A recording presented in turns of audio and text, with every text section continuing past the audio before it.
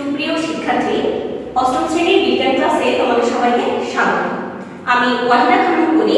আজকে তোমাদেরকে নতুন একটি অধ্যায় পড়াবো। আমাদের পাঠ্য বইয়ের দ্বিতীয় অধ্যায় আমরা করব আজকে পার্ট 1, কোষ বিভাজনের প্রকার।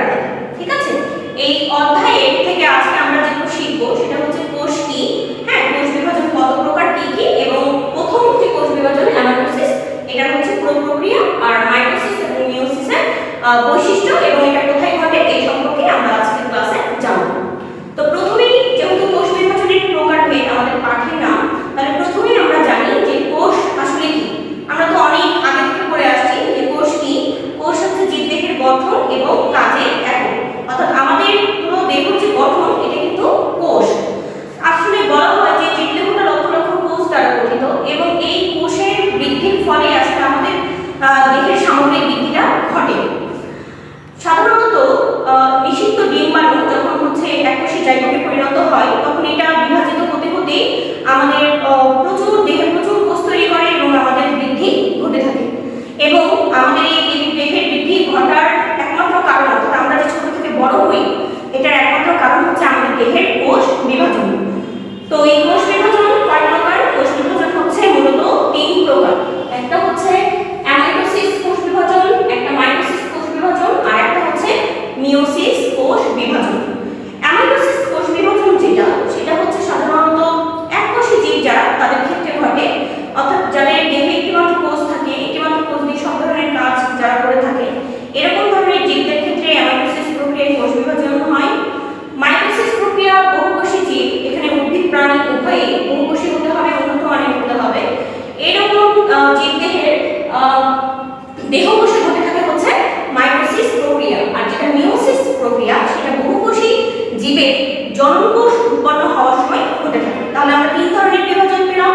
একটা হচ্ছে অ্যামাইটোসিস যা এককোষী প্রাণীর ক্ষেত্রে ঘটে, একটা হচ্ছে মাইটোসিস যা বহুকোষী জীবের দেহকোষে ঘটে, আর একটা হচ্ছে মিয়োসিস যা হচ্ছে বহুকোষী জীবের জননকোষে ঘটে থাকে। প্রথমে আমরা অ্যামাইটোসিস ব্যাখ্যা করব। অ্যামাইটোসিস কোষ বিভাজন আগে বললাম যে অ্যামাইটোসিস কোষ বিভাজন ঘটে হচ্ছে এককোষী প্রাণীদের ক্ষেত্রে, শুধু প্রাণী বললে হবে না, এককোষী জীবদের ক্ষেত্রে। তো এই অ্যামাইটোসিস প্রক্রিয়াটা দেখো, আমি একটা চিত্র বোর্ডে এঁকেছি যে অ্যামাইটোসিস প্রক্রিয়াটা আসলে ধাপে ধাপে কিভাবে ঘটে এটা এখন আমরা দেখব। অ্যামাইটোসিস প্রক্রিয়া যেহেতু বলছি এককোষী জীবের ক্ষেত্রে ঘটে, সুতরাং আমাদের সম্পূর্ণ দেহে কোষ কয়টি? একটি মাত্র কোষ দ্বারাই তারা সকল কাজ করে থাকে এবং এই একটি মাত্র কোষ দ্বারাই তাদের বংশবৃদ্ধিও হয়ে থাকে। তো এই একটি কোষের প্রধান দুটি অংশ, একটা হচ্ছে নিউক্লিয়াস এবং অপরটি হচ্ছে সাইটোপ্লাজম। তো এই নিউক্লিয়াস এবং সাইটোপ্লাজম দ্বিতীয় যে ধাপের ছবিটা আমরা দেখছি সেখানে আমরা দেখতে পাচ্ছি যে নিউক্লিয়াসটা প্রথমে কিসের মতো আকার ধারণ করে? লম্বালম্বি হয়ে একটা ডাম্বেলের মতো আকার ধারণ করে। ডাম্বেল বলছে তো যেটাতে মানুষ ব্যায়াম করে, যে যার মাঝের অংশটা সরু এবং দুই পাশটা হচ্ছে প্রসারিত থাকে, এরকম অংশ। এই ডাম্বেলের মতো আকার ধারণ করে, যে দুই পাশ মাঝখানে ক্রমশ কি হয়ে গেছে, এটার তুলনায় এটা হচ্ছে অনেক বেশি সরু হয়ে গেছে। এবং তৃতীয় ধাপে গিয়ে আমরা দেখছি যে এটা আরো বেশি সরু হয়ে গেছে এবং পরবর্তীতে দেখা যায় এই ক্রমশ সরু হতে হতে নিউক্লিয়াসটা, কোষের ভিতরে নিউক্লিয়াসটা ক্রমশ সরু হতে হতে সরাসরি এটা কি হয়, দুই ভাগে ভাগ হয়ে গিয়ে দুটো নিউক্লিয়াস তৈরি করে ফেলে, আলাদা দুটো নিউক্লিয়াস। তাহলে প্রথমে একটা নিউক্লিয়াস ছিল, সেই নিউক্লিয়াসটা কি করলো, ডাম্বেলের আকার ধারণ করলো। ডাম্বেলের আকার ধারণ করার পর এটার মাঝখানের অংশটুকু ক্রমশ আরো বেশি সরু হয়ে গেল এবং পরবর্তীতে গিয়ে এটা কি করলো, একটা নিউক্লিয়াস থেকে দুটো নিউক্লিয়াস, আলাদা দুটো নিউক্লিয়াসের সৃষ্টি করলো। একইভাবে দেখো চিত্রটাতে লক্ষ্য করে দেখো যে শুধুমাত্র এখানে যে নিউক্লিয়াস একটা থেকে দুটো হয়েছে এমন কিন্তু নয়, এখানে কিন্তু নিউক্লিয়াসের সাথে সাথে আরো একটা জিনিসের পরিবর্তন হয়েছে, সেটা হচ্ছে সাইটোপ্লাজম।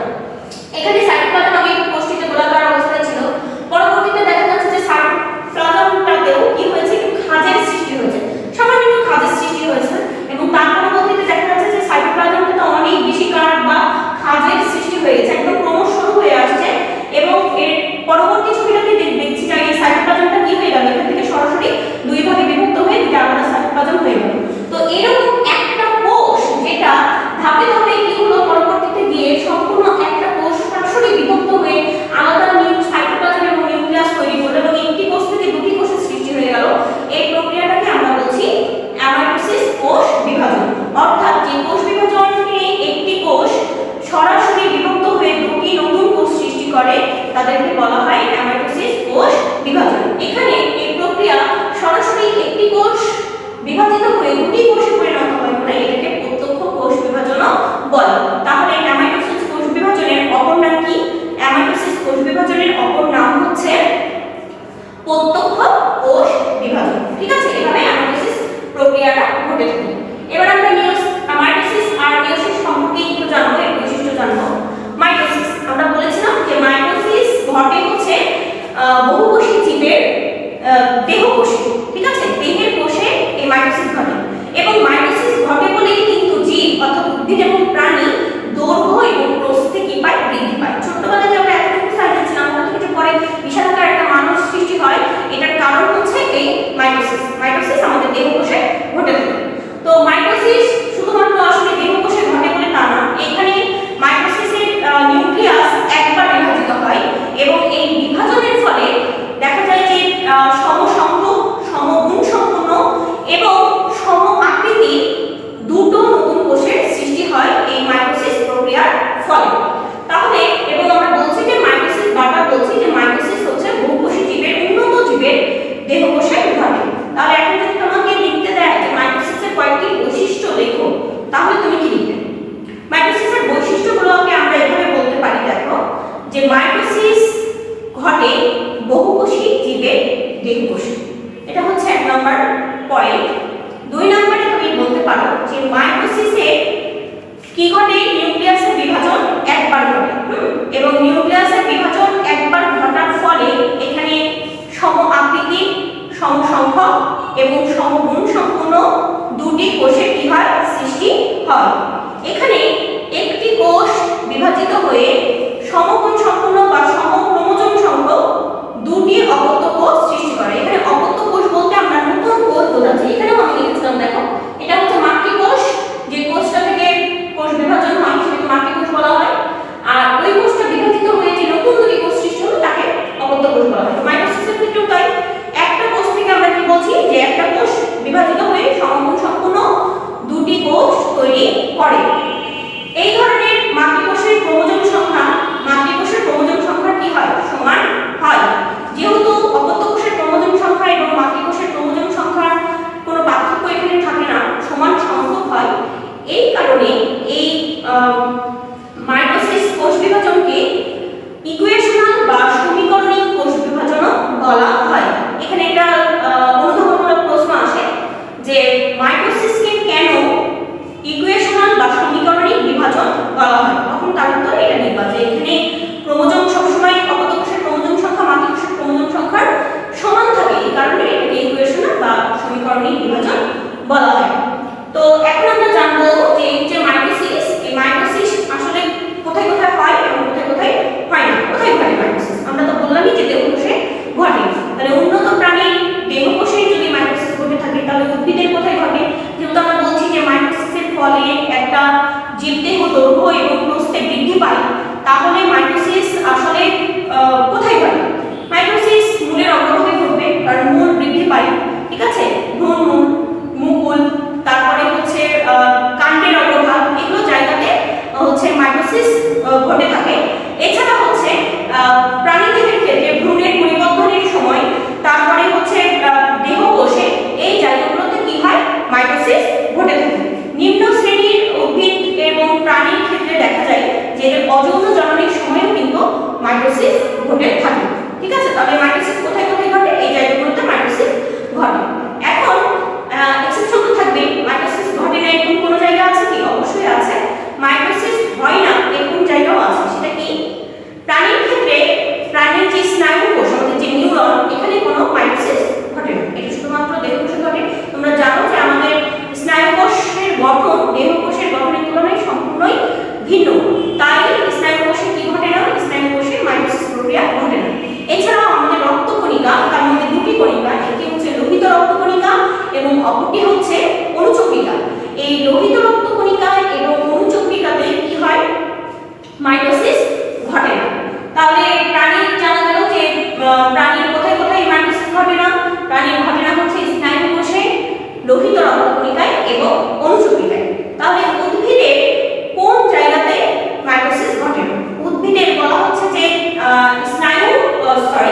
উদ্ভিদে দেখা যাচ্ছে যে স্থায়ী টিস্যুতে মাইটোসিস ঘটে না।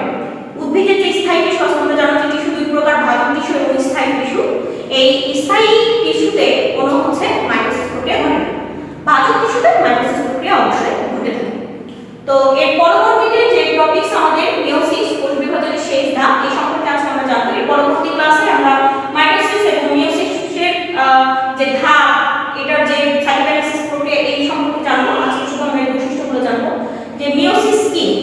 আমরা এখানে দুটো অলরেডি দেখে ফেললাম, যেখানে মাইটোসিস যেটা হচ্ছে এককোষী প্রাণীদের ক্ষেত্রে ঘটে থাকে, মাইটোসিস এটা বহুকোষী জীবের দেহকোষে ঘটে থাকে।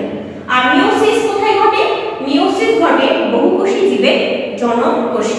ঠিক আছে, জনন কোষ যখন তৈরি হয় বা উৎপন্ন হয় তখন যে প্রক্রিয়ায় কোষ বিভাজিত হয় সেটা হচ্ছে মিওসিস। এই মিওসিস অবশ্যই বুঝতেই পারছো যে মিওসিস আমাদের দেহের জন্য একটি গুরুত্বপূর্ণ কোষ বিভাজন প্রক্রিয়া। কারণ মিওসিস প্রক্রিয়া যদি না ঘটতো তাহলে পৃথিবীতে মাইটোসিস যেমন না ঘটার ফলে একটা জীব ছোট থেকে বড়ই হবে না, তেমন মিওসিস যদি না ঘটে তখন আবার যেটা দেখা যাবে সেটা হচ্ছে যে নতুন জীবেরই সৃষ্টি আর হচ্ছে না। তো এই মিওসিস আসলে কি? মিওসিস বলা হচ্ছে যে এই ধরনের কোষ বিভাজনের ক্ষেত্রে মাতৃকোষের নিউক্লিয়াসটি পরপর দুইবার বিভাজিত হয়। মাতৃকোষের নিউক্লিয়াসটি আমরা মাইটোসিসের ক্ষেত্রে বললাম একবার বিভাজিত হয়, যার ফলে এর ক্রোমোজোম সংখ্যা, অপত্যকোষের ক্রোমোজোম সংখ্যা এবং মাতৃকোষের ক্রোমোজোম সংখ্যা সমান থাকে। আর মিওসিসের ক্ষেত্রে আমরা বলছি এখানে মাতৃকোষের নিউক্লিয়াসটি পরপর দুইবার বিভাজিত হলেও ক্রোমোজোমের বিভাজন ঘটে একবার। অর্থাৎ নিউক্লিয়াসের বিভাজন ঘটবে কয়বার? দুইবার, কিন্তু ক্রোমোজোমের বিভাজন ঘটবে কয়বার? একবার। এই ক্রোমোজোমের বিভাজন একবার এবং নিউক্লিয়াসের বিভাজন দুইবার ঘটার ফলে যে ঘটনাটি ঘটে থাকে সেটি হচ্ছে যে মিওসিস প্রক্রিয়ার যে অপত্য কোষ উৎপন্ন হয় তার ক্রোমোজোম সংখ্যা মাতৃকোষের ক্রোমোজোম সংখ্যার অর্ধেক হয়ে যায়। ঠিক আছে, অর্থাৎ মাতৃকোষে যে সংখ্যক ক্রোমোজোম থাকে মিওসিসের ক্ষেত্রে সেই অপত্য কোষের ক্রোমোজোম সংখ্যা হয়ে যায় মাতৃকোষের অর্ধেক। তাহলে ক্রোমোজোম সংখ্যা যদি মাতৃকোষের তুলনায় কমে যায় অর্থাৎ অর্ধেক হয়, এই কারণে এটাকে আমরা বলি হ্রাসমূলক বিভাজন। কি বলি? হ্রাসমূলক বিভাজন। যেহেতু এখানে ক্রোমোজোম সংখ্যা, অপত্য কোষের ক্রোমোজোম সংখ্যা মাতৃকোষের ক্রোমোজোম সংখ্যার তুলনায় হ্রাস পাচ্ছে, কমে যাচ্ছে, এই কারণে এটাকে আমরা বলে থাকি হ্রাসমূলক বিভাজন। তো এখানে বলা হচ্ছে যে জনন মাতৃকোষের পুং এবং স্ত্রীগামের উৎপন্ন হওয়ার সময় এই কোষ বিভাজন কি হয়? হয়ে থাকে, এই কোষ বিভাজন হয়ে থাকে। তাহলে আজকে আমাদের পাঠে আমরা যেটা দেখলাম সেটা হচ্ছে কোষ বিভাজনের প্রকারভেদ। কোষ বিভাজন কয় প্রকারের হয়? ঠিক আছে, কি কি? অ্যামাটোসিস কোষ বিভাজন বর্ণনা করো। ঠিক আছে, মাইটোসিস বলতে কি বোঝো? মাইটোসিসের বৈশিষ্ট্য লিখো। মিওসিস বলতে কি বোঝো? এই ধরনের প্রশ্নগুলো এই পাঠ থেকে হয়ে থাকে এবং অ্যামাটোসিসের এই চিত্রটি নেক্সট ক্লাসে আগে হোমওয়ার্ক হিসেবে তোমরা অ্যামাটোসিস প্রক্রিয়া চিত্র সহ বর্ণনা করো, এটা তোমরা কমপ্লিট করবে সবাই। তো এই ছিল আমাদের পড়া। এই পাঠে যদি কোনো প্রশ্ন থাকে, কোনো সমস্যা থাকে তোমরা আমার সাথে ডিসকাস করবে। সবাই সুস্থ থাকো, ভালো থাকো, তোমাদের সঙ্গে দেখা হবে নেক্সট ক্লাসে। আল্লাহ হাফেজ।